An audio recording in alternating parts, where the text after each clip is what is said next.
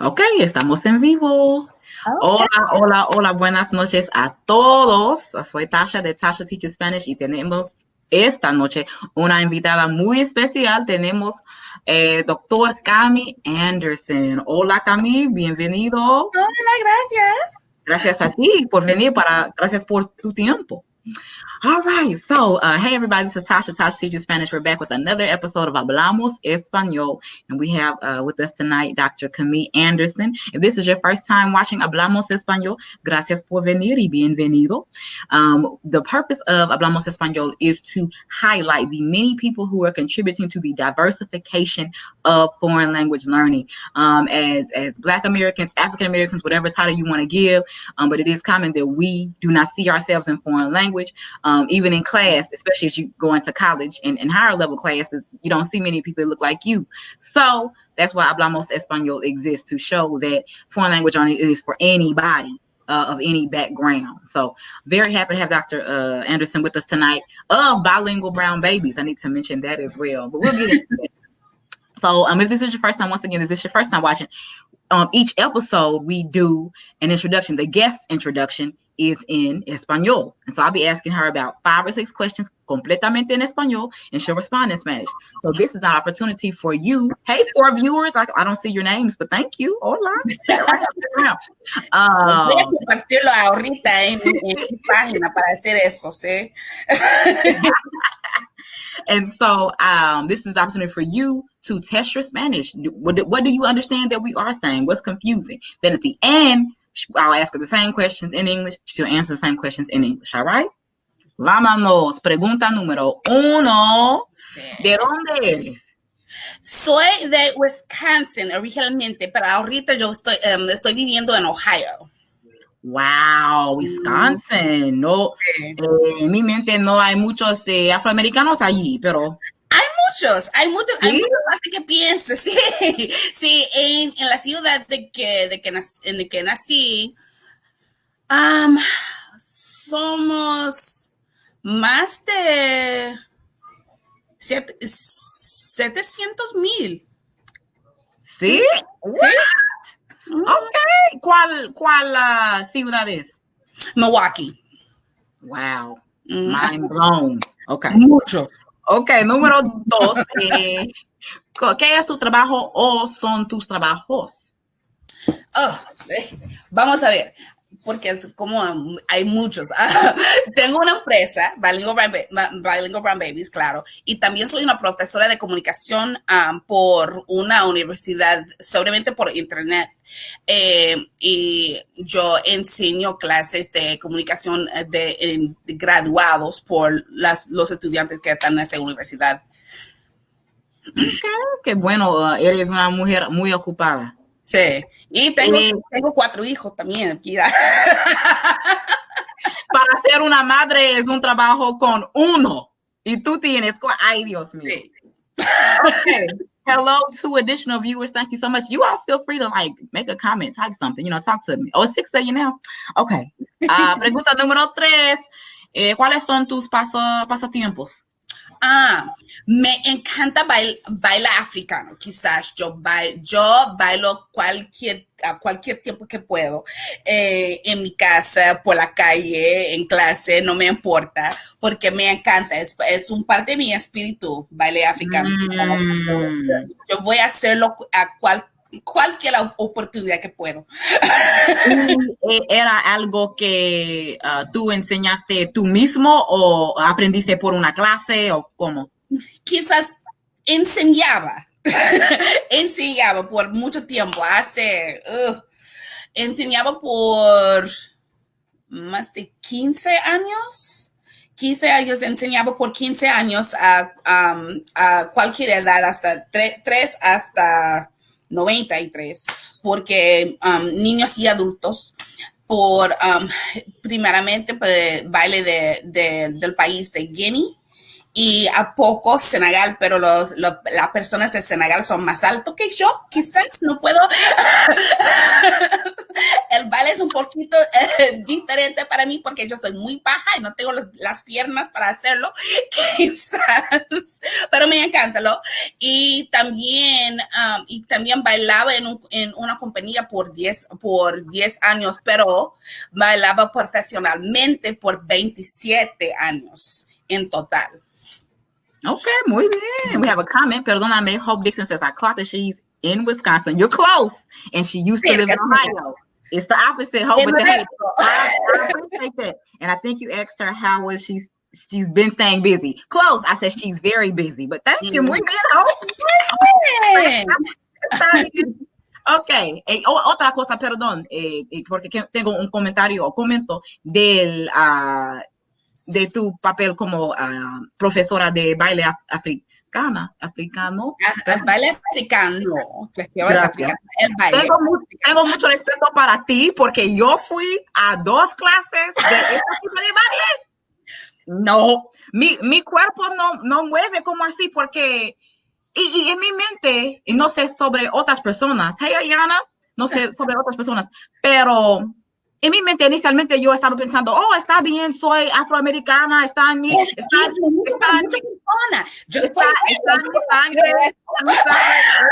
sangre, ya, no.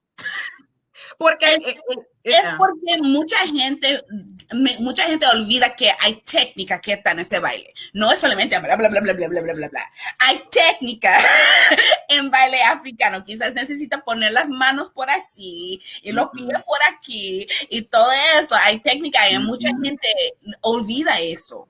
Bueno, solamente no es, si el ritmo es muy como por el corazón y el espíritu, es como así, es ya necesita hacer lo que quiere, pero hay técnica que está. Ya no podía hacerlo, entonces tengo respeto para ti. Ay, okay. Yo fui 2 veces y no regresé. Okay. Ahora, pregunta número 4, creo que es 4. Díganos un poco de tu familia. Ok, tengo 4 hijos. Tengo un hijo que tiene 11 años, un otro hijo que tiene 9 años y ambiguitos, son gemelos, pero un niño y una niña que tienen 7 años. Ok, muy bien. 4 hijos, ok. Y al final, excuse me, guys, my son just entered the room. You gotta go, baby. Bye. Adios. La vida de Go to your daddy. Sorry, guys, perdón. Okay. La última pregunta es, and hold on, English viewers, y'all hanging in there with me, I appreciate you. We're going to English in a minute. Al final, ¿tu canción latina favorita o cantante? Ahorita estoy escuchando mucho a Ándale por Amarana Negra. Y no sé si hay una palabra en español por ratchet, pero es un poquito de eso. Y me encanta, ¿lo? Muy bien. Ok, el fin. Hey, Terry, saludos desde Oklahoma. Un abrazo fuerte.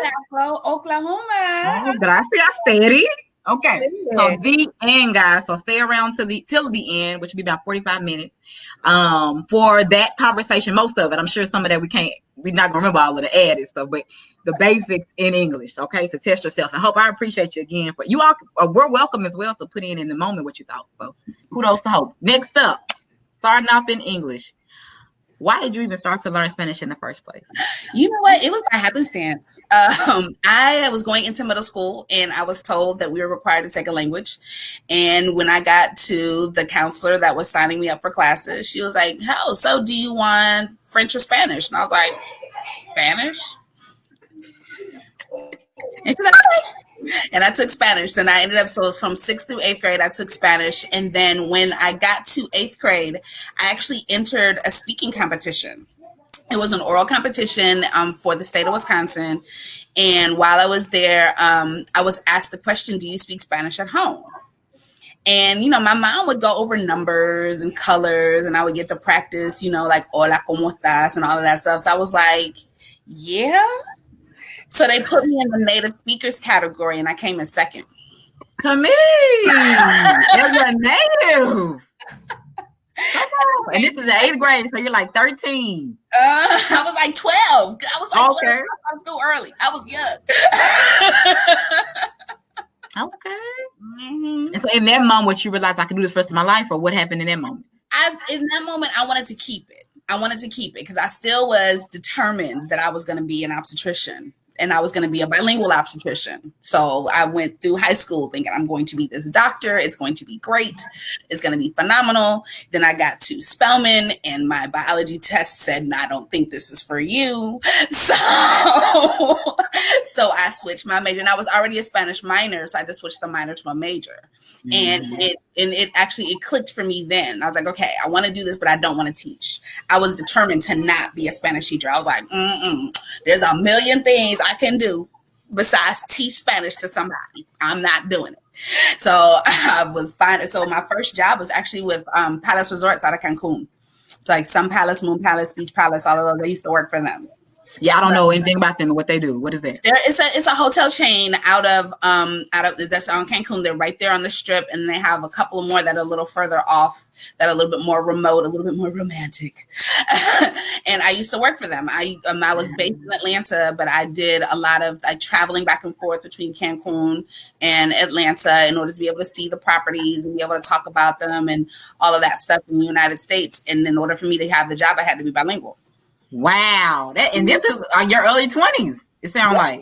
21. Big baller job. Getting flued out for work in your 20s. That's good. Flued out. Yes, I was getting flued out. Well, that is a beautiful story. I like that. It started by chance, and it kind of clung to you the rest of your life. Right. When I went to grad school, they asked me if I wanted to get certified. I was like, sure. So I got certified bilingual in grad school. Okay. So we've already talked about the next question, which was, how did you learn? I think the question is obvious to me, but I'm still going to ask it since it's on here. How do you keep your language skills fresh and sharp currently? Currently, I do a lot more reading, because I'm finding that my conversations, I'm not able to have the higher order level conversations I need to have in order to keep some of that stuff up. So I do a lot of reading, and then I do a lot of practicing of writing academic articles in Spanish in order to keep those tenses and to keep that formal writing in the play. I should probably start shopping them places, but I just haven't. It's just really just kind of doing it just so I can practice, because speaking Spanish to my kids, I can only go so far. Yeah. What I can say with them, and it's not much conversation because they're of that age where, that's cute, mommy, that you speak Spanish, but What's that got to do with me? I get it. And that's with anything. That's if you weren't speaking Spanish. That's just period. I mean, I only have one and he two, but from what I've heard other people say, it's just difficult no matter what. But the thing is, and this is the thing about life, at least, it seems like, later they'll appreciate you for that. Most likely. Because as an adult, Guatemala, they're like, so this is, okay, yeah, I'm gonna need, okay. So when they come back, they're like, I'm gonna use a whole bunch more. Come on, let's get it. Yeah, I catch myself now as a grown woman. Mama, thank you for this. Thank you for that. Just childhood. All right. When you started, and you can go back to middle school, or you can go back to maybe when it got a little more real in college, what was most difficult for you about learning the language in the beginning? I'll go with college, because middle school, they do a lot of stuff to try to make it fun, and singing songs, all of that stuff. We love the middle school version of it. Actually, no, I'll go high school, because in high school, it's when I had my first encounter with a native speaker Spanish teacher who basically was like, I mean, you're good in Spanish, but you're never going to be bilingual. I was like, let me tell you what you're not gonna tell this little black girl child here. It was just you. It wasn't no other student. No, because there is a way in which, because I told him, I said, my goal is to be bilingual, and he laughed at me. He laughed. I said, my goal is to be bilingual in English and Spanish. He was like, that's never gonna happen. I was like, in front of the class. Challenge. In front of the class. ¿Dónde está él ahora? Where is he now? Because he needs to see this. Creo que se murió. No estoy segura. Pues está bien. Okay.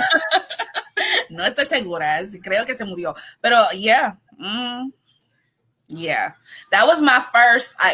So y'all think we can't do this? So that's what you're saying was most difficult at first. It was planted a seed that it's like I can see at that moment. It's like, oh, so you all really want to make this difficult for folks like me to do this because you want to give us the impression that it's impossible for us to be able to do this. And it was that seed that planted. It was more of a mental difficulty as opposed to a challenge in learning. It was more like I started to doubt, well, maybe I can't do this, or maybe I'm thinking too high, maybe I'm thinking grandiose, and maybe I should just, just be content with what I'm doing and not even worry about it. And it was that moment that I was like, I'm not real sure. I'm not real sure if this is a good idea. But after him, the very next year, I had an awesome teacher who was like, girl, do what you want here. Read this, do this, try this, take this test. I took the AP test, didn't even study for it.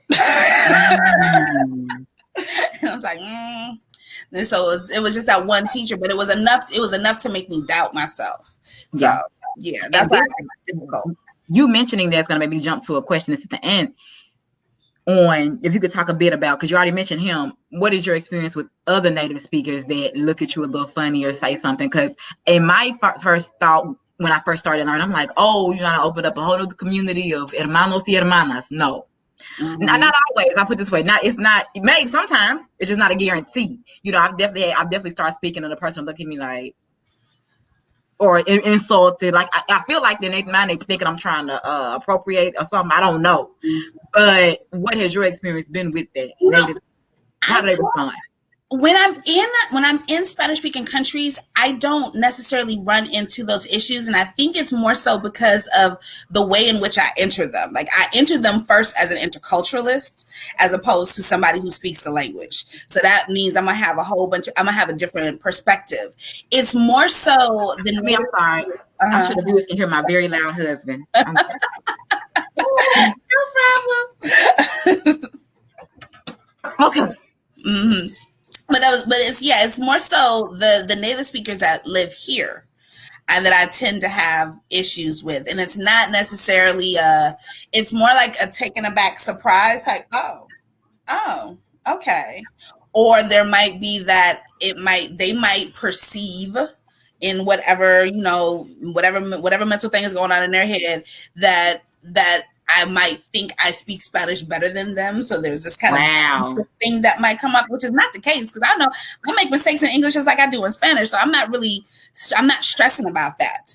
But so I get that little pushback from time to time, but it's not frequent. It's enough to me. It's enough for me to chuckle, like, okay, here we go.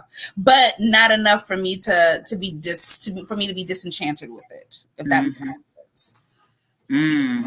Okay. Good points. Good stuff. Bye. Gotta go, boo. Bye. Go to your daddy. Take him to your daddy. Goodbye. Bye, boo. You gotta go. Adios. My interviews have never been interrupted this much. This is ridiculous, but it's okay. It's mama energy. That's all it is. It's a heightened mama energy. That's all. Okay, next up, and like I told you, I'm gonna change a few of them because I wanted to talk about your business, definitely. Let's go on to how has learning Spanish benefited you personally, professionally, or in any other way? I can say that since I graduated with my bachelor's degree, I have not had a single job that did not involve that was not contingent upon my language ability. Not a single one. So I told you about the first job that I had when I was working for Palace Resorts, and then I go and I get my master's. I come out of my master's program. I start working in relief and development, and I was the media specialist for all of the Latin American programs because of my Spanish ability. So I was writing Spanish, and then while I was there, I decided to do a career changer shift. Then in Maryland, they had a career changers program for folks that wanted to go into teaching, where they cover all of your certifications in exchange for you teaching in a Title I school for a couple of years, and they needed Spanish teachers. So I did that for 3 years, and I was there and I'm watching these babies and I'm like, oh, let's go ahead and get this PhD. But then after I got my PhD, the first university that I worked for, they hired me because of my language ability, because they needed me to teach international students. So I've never not had a job that wasn't dependent upon my language ability in order for me to be able to be successful in a position. Yeah. Beautiful. Going to the comments. Ayana Gordon, I think this in reference to our conversation about how Latinos perceive you. She said, this is real life.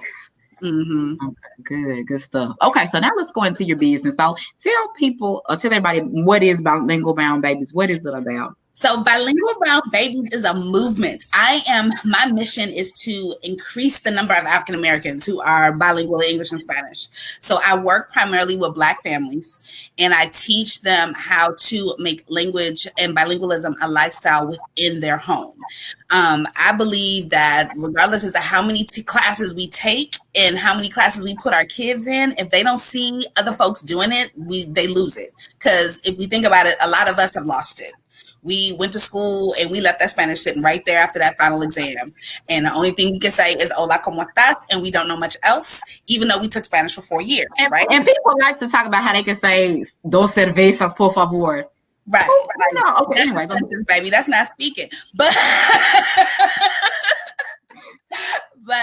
so I teach parents how to model bilingualism and a bilingual lifestyle at home. So the kids, it's actually like a neurological trick.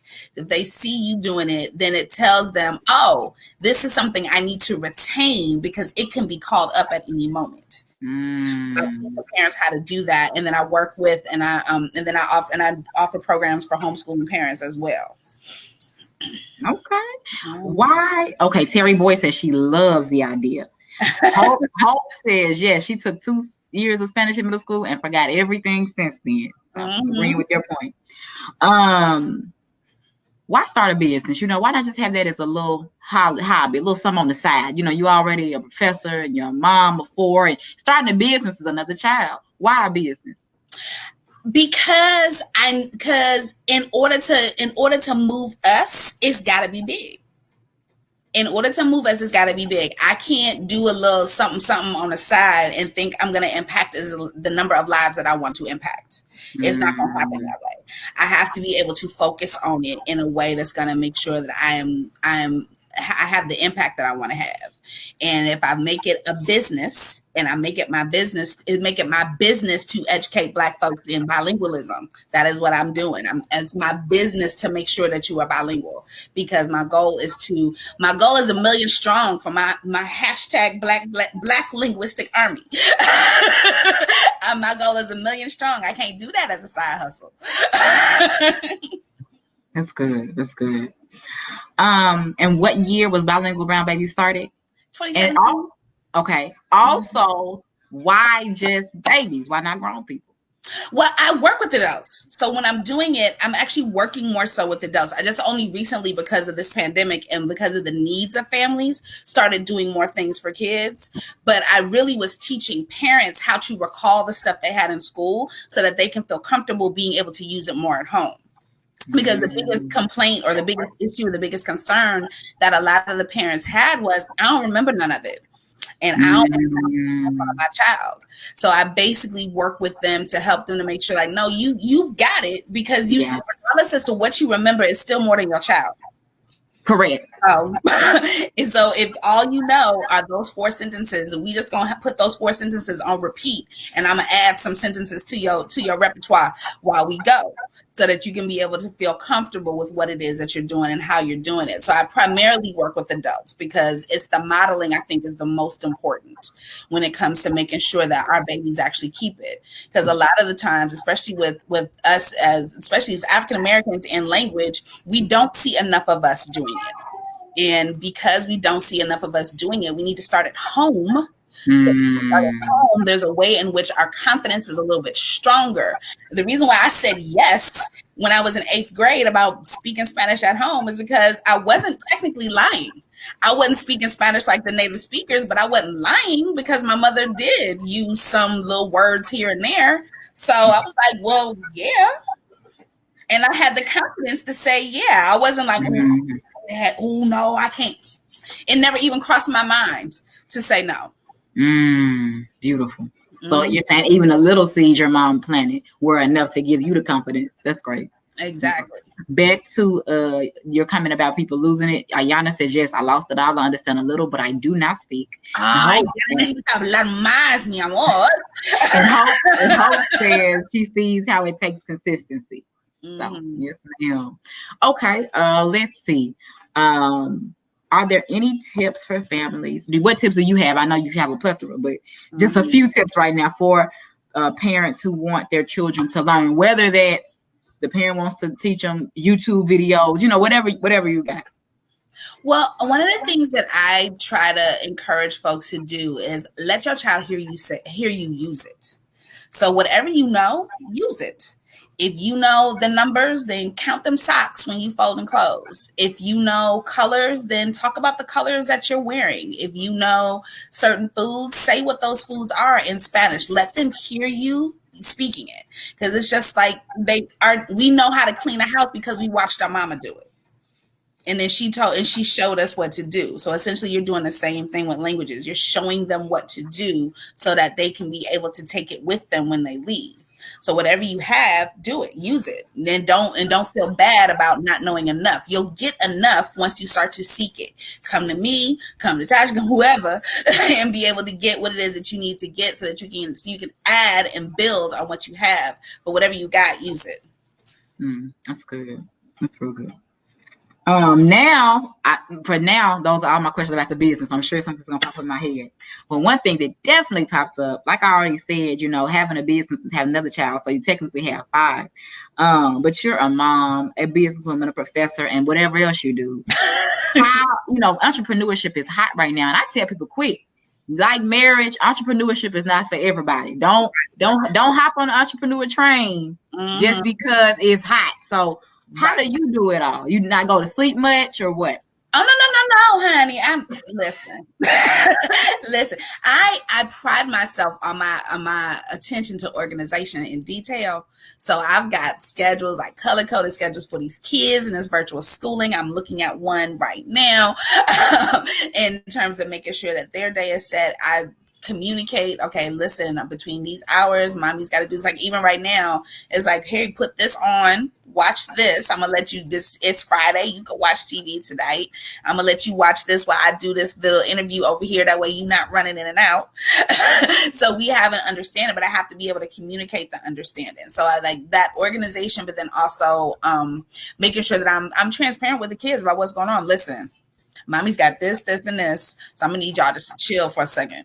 Let me show you how to make these quesadillas real quick so that you can cover this dinner while I'm over here doing this thing over here. And then I'm coming sit with y'all in a little bit. But I don't like to use the word balance because, I mean, it's an illusion. Are we really balancing or are we just kind of, prioritizing for the day? Yeah. Right. So there are days where my business is prioritized more. There are days when the kids are prioritized more. There are days when, because it's the end of the semester, that me teaching at the university is prioritized more. And giving myself the grace to be able to do that is important. And, it don't help to know a few Spanish curse words when stuff get tight. Oh my goodness. Terry left us a comment. Yes, this is back to I don't even remember what I asked. I think it's just about your tips for teaching. Yes, language is culture. My grandbabies are also Korean and do not speak the language. Wow, Terry. Oh, wow. I tell them this is a part of their heritage. Correct. No worries, I'll teach them Spanish. Okay. Well, you know what? This is for Terry because this is something that I tell my clients, I tell my community this all the time. As Black folks, multilingualism is a part of our heritage. It's a part of our ancestral legacy. So it don't matter whether it's Korean or Spanish, so long as you making sure that we tapping back into that memory, that history of us always being multilingual, you good. That's good. That's a good point. And you know what? I want you to elaborate on that because you posted a video. You've done several, but recently it was they had that topic. So can you go deeper into that? What do you mean? It's our heritage, our ancestors? What does that mean? So Why? if you think in terms of what we looked like on the continent, we were hundreds of thousands of ethnic groups all living together. Like the what we know as the countries on the continent of Africa right now, we didn't create those. We were just mixing and mingling and doing the things that we need to do for commerce and whatever that needed to be. And in order for us to do that, language has to be a part of that.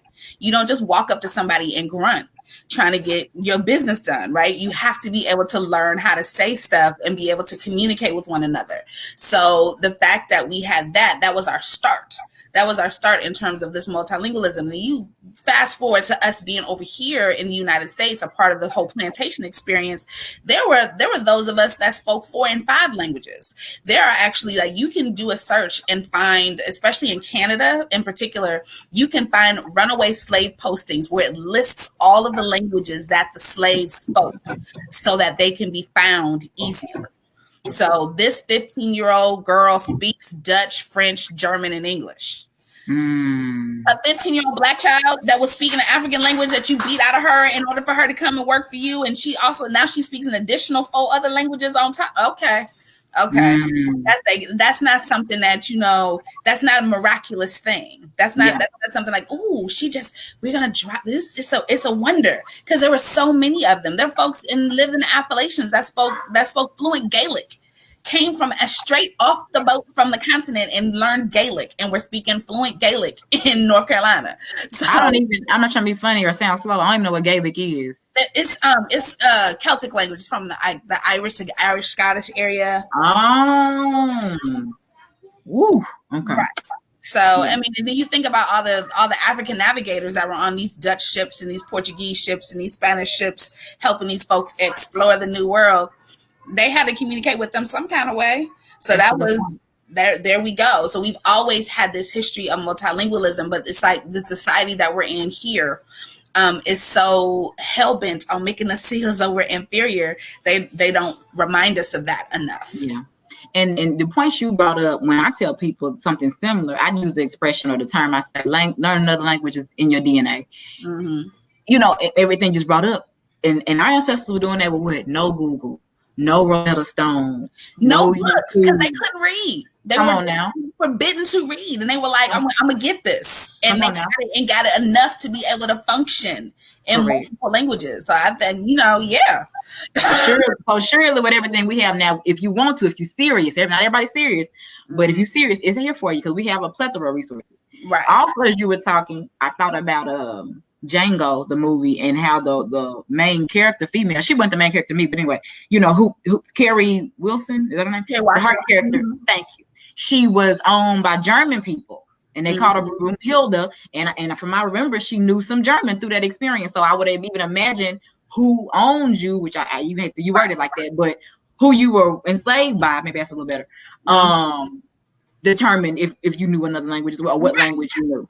And if you move around enough, you get sold enough for whatever reasons, you start to pick up on all the languages. You start to pick up on everything. So if you were on a plantation that was owned by somebody who was Dutch, and then they sell you to somebody who speaks French, and then they sell you to somebody who speaks English, and then they sell you to somebody who speaks Spanish, there it is. I'm tired. I know that much. Lord, just take me out right now. But anyway, let's hold up the story. Terry is coming up in the comments. She said, "This is Black Lives Matter on a higher level." Thank you, Terry. Thank you. Oh my goodness. Black bilingual lives matter. However you want to read it. But I told you, the Black Linguistic Army. We about to do this. Let's go. You got it. Okay. So let me see. Okay, I'm gonna ask you this. This is back to just in Spanish, period. So we already talked about how Latinos perceive you, and you differentiated between abroad and here. How do other races perceive you here in the U.S.? And I'm learning not even use the term race, but anyway, other ethnic groups, other pigmented people, however you want to word it, whether that's Black, European American, anybody else. When you're speaking, how is their reaction? It really does depend. In academic settings, it's really interesting when I don't have too much of an issue with with with language professors. Like, I don't have a deal with them. It's the ones who are not necessarily in my discipline who are shocked and surprised, and it's almost like it's a little Sarah Bartonish sometimes with my ability to be able to speak a language. Oh my God, that's so cool! Oh my God, like I would go to faculty events and I would bring the kids with me and I'm speaking to them in Spanish, and it's like, oh my God, he does that. And they start to exoticize my children, and that, so I'll say I have more issues and concerns with the less pigmented groups than I do with the ones who are a little bit more pigmented, just to use your terminology. Yes, ma'am. Because it's been so ingrained in us as a society that we're just not supposed to do that. That when of course there has to be some strange alien something or other that has taken us over, that has given us this ability to be able to do that. Not just, despite the fact we're just intelligent Black people. Correct. Like, it can't just be that. It has to be something else. So, like, for me, they love to ask, and this is anybody, not just European Americans, but still. So you don't have no Latino in your family? No. I've actually been asked, "Are you sure?" Like, okay, so that's a totally disrespectful thing on a whole other different level, because now you're implying that I don't know my own lineage. Like, like, are you sure you don't? I'm quite positive. Like, the blackity black. Okay, I mean, there might be some Scottish up in there, but definitely not Latina. Yeah, I've definitely experienced that. So, what about us, your folks? How do we respond? It's actually grown a little bit since the beginning. Like, when I was younger, because I think it was really just primarily because of the age set. Why you want to do that? Why you? But now, because we're starting to see the value of what it looks like to be more of a globalized citizen, what Appiah calls, the cosmopolitan African, right? Being able to do that means that we have to have certain abilities. So it's still kind of exoticized, but not as much. More like a ooh, I wish that was me. But it puts them. I don't like that position, because it puts you in it leads you to believe that you are unable to. Like, it's not. This isn't magical negress happening over here. This really is something that can be done by each and every one of us. And sometimes there are some encounters that are like that I try to quell as quickly as possible. Like, come on, you got this just like I do. Come on, let's just do it. Let's just do it. Just get it. And there's nothing magical about it. Like, we're like, all of us are magical. So come on, let's just do it. We're not even magical. We're just magic. So let's just roll with it. That's good. That's real good. Let's see here. Well, we're wrapping up. So but I'm gonna ask one more question. Then we're gonna have your introduction in English, and then I'll let you end with whatever announcements you need to make for your business, how to follow you, and all of that. So my final question is open-ended, really. Just anything you want to add, any encouragement to give the viewers, or a funny story about your experience. Anything you want to add? I want to tell a story about why I go so hard for Black people learning language. And one of the reasons I tell people a story about my son a lot, but really it happened for me right after grad school. I was working in relief and development. I was working for the bishops here in the United States, and just traveling. And I was getting prepared for a trip to Colombia. And I was getting all this work. We got these desplazados, we got the desaparecidos, we got all this stuff that's happening in Colombia, because it was right after, that we were still in heavy narco area, the narco era. And, so they're giving me all this debrief and what I need to expect. And, these people, this is what's going on. You need to help them, this, that. You don't end up missing. Right. And again, that's a whole other story in and of itself. I had to, nobody in Colombia knew that I was American while I was there. Cause I threw that Caribbean accent in there. I was like, no, I'm from Trinidad. And they were like, makes sense. Okay. But my first time going to Colombia, they're like, we're going to meet with this group of people that want to talk to you about what's going on with them. And you need to be able to hear their stories so that you can report back. And they open the doors to this conference room. Every single face, with the exception of the bishops that were behind me, was Black. Every single face. And they looked at me and I looked at them, and we were both like, oh, thank God. Because they knew that there was somebody that looked like them that was getting ready to come in that can actually understand what it was that they were going through. And I was kind of like, oh my gosh, because I know about, you study, I got a whole degree in Spanish, but, and I took a class in Afro-Hispanic literature, but they never really made the connection for us in the classroom, what it meant to be a Black body that spoke Spanish. And I was living it in that moment. And that's what sealed it for me. I was like, all Black people need to learn Spanish. Come on, let's go. Everybody Black need to learn it. Let's get it. Then you want to add some other ones, that's fine. But if there's this many people in this country that look like me that speak this, then we all need to learn it. Mm-hmm. You know what? I had excuse me, interrupt you, because I do want you to talk about your son or whatever else the rest of that story was. Mm-hmm. But, or is. I had a guy on here a couple of weeks ago, Kadeem, and he mentioned that Colombia, make sure I have it right, yeah, is it the second largest group out of Afro descendants outside of Africa? Because there's Africa, then there's Brazil, and I think Colombia is right after that. Colombia is right after that, and then is it Venezuela? I can't remember what's right behind it, but yeah, Colombia is high. But even him mentioning that, like, I had no idea. He ended up there a while, and that helped strengthen his pride in the language, and just helped him grow quite a bit. And I get that, because of course you're gonna grow when you feel comfortable and you see yourself. Because in my mind, the Afro Latinos, they're just my cousins. So that, right. I formed a little identity. So I'm like, okay, it makes me feel closer and helps. But and also through the mentioning of Colombia, through him, I learned about Choquitown. Had never heard of him, nothing. So, but you can continue. Excuse me. Yes, so that's probably that's the story that I think is really interesting. I could add the little funny story I'll add a funny story about me in Colombia, since we're on the subject of Colombia. I had to go down there with my boss one time. She wanted to see what I was doing, to, because that's what they do. She didn't look like me, blonde hair, blue eyed. We get to the airport in Colombia, and I was like, all right, so from here, we're going to take separate taxis to the hotel. Why are you doing like that? She kind of looked at me, because this was Colombia in 1999. That is why. This was Colombia in 1999. I was like, because she gave me the same look, like, why we got to do that? I said, sweetie, you obviously look American, and these folks think I'm into that.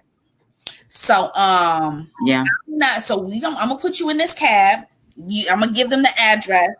I'm gonna get in this cab. We should be pulling up around the same time. These are the streets that they should be taking. If they turn down here, jump out and call me. and I waited at the front door of the hotel for her to pull up. And when she pulled up, I'm like, I'm glad you made it safely. Because my thing is, I got to come back. This gonna be your own trip. So I need to. It was gonna blow your cover. It was gonna blow your cover. I got to make sure, like, it was one thing to say that I was working with the bishops. That was a little safety net, but to be American at that time was not good. So I had to create a whole story to make sure that I kept myself safe while I was there. And the bishops were fine with it. They're like, we can't tell them that you're from the U.S. They were with it. They were like, no, we can't do that. So when she said she was coming with me, I was panicked in Maryland because our offices were based out of Baltimore. When she's like, oh, I'm going with you to Bogota, I was like, okay. How we gonna do this? Because I got to travel with you. We about to be touring places together. I was working on that piece before we even got to the plane. It's just she didn't know till it was time to get in the taxi. Right. She didn't understand the gravity of what she was doing by inserting herself. She didn't really understand, like, what type of risk she was putting all of us in, really, because she was the only one that did not look like she could be something else. Mm-hmm. She was the only one. So it made it rough. Yeah, that was I was so happy to touch back down in Maryland after that trip. Like, oh, sweet Jesus, I made it. Well, this has been really nice. I appreciate you. I appreciate the viewers as well. Those who left comments, those who are still viewing, hanging in there, 5 viewers strong.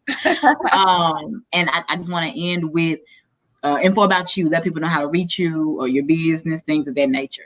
You can reach me at all things Bilingual Brown Babies. So I'm Bilingual Brown Babies on Facebook. I'm Bilingual Brown Babies on IG, bilingualbrownbabies.com.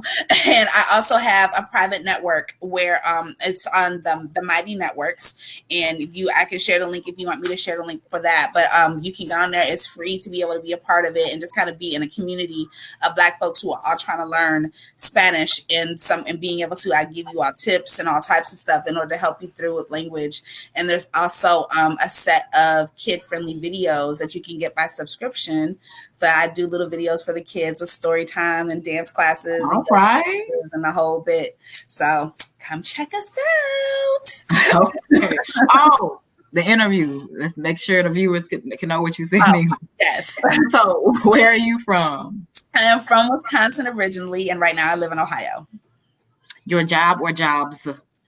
I am the owner of Bilingual Brown Babies, and I am a mama for, and I am also adjunct faculty for an online university. What are your pastimes? My pastime's African dance. African dance is my pastime, and music. And I will do African dance anywhere. I will do it in my house, on the street, because I'm having a bad day. So I'm always doing something African in my body, in my spirit.